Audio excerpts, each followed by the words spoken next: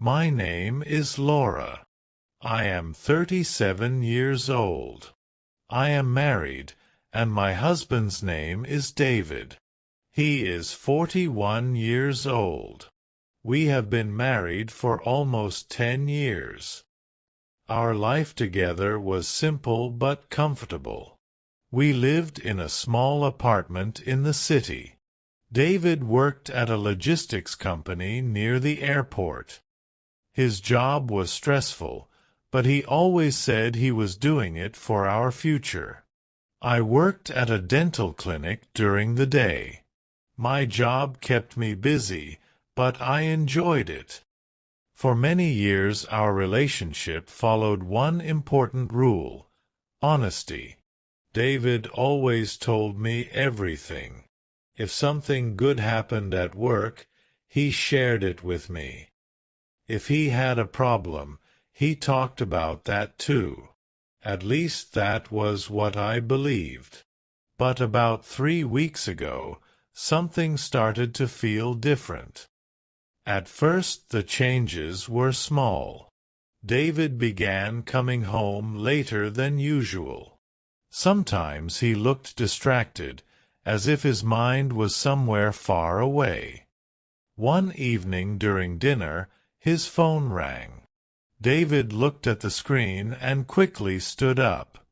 "I'll take this in the other room," he said. That was strange. David never left the table to answer calls before. When he came back, I asked him who had called. "Just someone from work," he replied. But something about his voice felt unusual. I tried to ignore the feeling.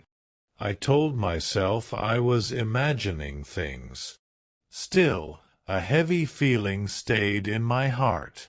A few days later, I went to visit my neighbor Martha.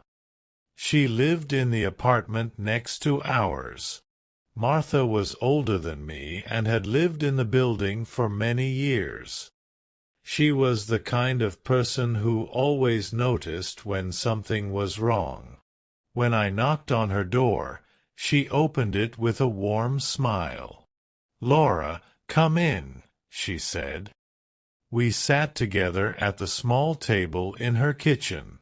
Martha studied my face for a moment. "Something is bothering you," she said. I tried to smile. "It's nothing," I replied. But Martha raised her eyebrow. "Laura, I have known you for years," she said gently. "You don't have to pretend." So I told her everything. I told her about David's late nights, the secret phone calls, and the strange way he avoided my questions. Martha listened quietly without interrupting. When I finished speaking, she said something thoughtful. "Sometimes people carry their problems alone," she said. "Not because they want to hurt us, but because they think they are protecting us." Her words stayed in my mind long after I left her apartment. Maybe she was right. Maybe David was dealing with something difficult. That night David returned home even later than usual. But this time he did not look tired. He looked nervous. He placed his keys on the table and avoided looking at me. Then he asked an unexpected question. "Laura, have you ever thought about moving?" I looked at him with surprise. "Moving?" I asked. "Moving where?" David shrugged. "I don't know," he said. "Maybe another city. Maybe somewhere closer to the coast." That idea felt strange. We had never talked about leaving the city before. Our jobs were here. Our friends were here. Our whole life was here. So why was he suddenly asking this question? I looked at him carefully. David, I said slowly, what is going on? He shook his head and said nothing. Later that night, David went to take a shower.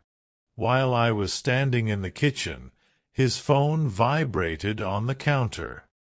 I had no intention of checking it, but the screen lit up with a message notification. I could only see the first few words. The message said, "Did you tell her yet?" My heart began to race. Tell me what? When David returned from the bathroom, I tried to act normal, but my mind was full of questions. Finally, I could not stay silent anymore. "David," I said quietly, "I think it's time you tell me the truth." He froze. For a moment he said nothing. Then he asked carefully, "What truth?" I looked at him. "The message on your phone," I said. His face changed. "You checked my phone?" he asked. "I saw the notification," I replied. David sat down on the sofa. For a moment the room was silent. Then I asked the question that was in my heart. "Are you hiding something from me?" David sighed deeply. "Laura, it's not what you think," he said. "Then explain it," I replied. He looked down at his hands. "Laura, you remember when I told you the company was having financial problems last month?" I nodded. He had mentioned something about budget cuts. "Well," David continued slowly, "things became worse. My department is closing." For a moment I didn't understand. "Closing," I repeated. David nodded. "I'm losing my job," he said quietly. My heart sank. "You're serious?" I asked. "Yes," he replied. Suddenly everything made more sense. "The message?" I asked. "That was my manager," David explained. "He knew I was trying to find the right moment to tell you." He took a deep breath. "There is another position available in the company," he continued, "but it's in another city." I felt shocked. "You accepted it?" I asked. David nodded slowly. "Yes," he said. "I already accepted the job." I sat there quietly, trying to process everything. David looked nervous, waiting for my reaction. "I know I should have talked to you first," he said quickly. "But I was afraid. I didn't want us to lose everything." I finally understood something important. David had been carrying all this stress alone. All the fear, all the responsibility. He thought he had to solve the problem by himself.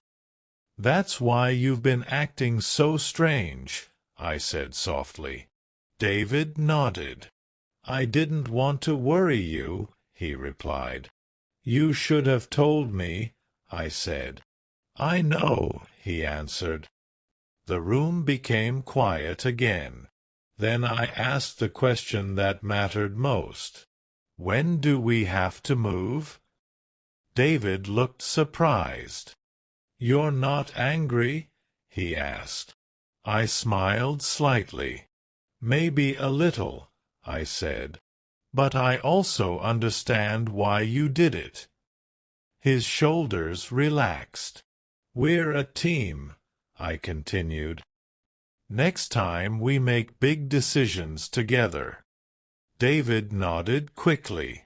"Yes," he said. "Together." He gently held my hand. Soon our life would change.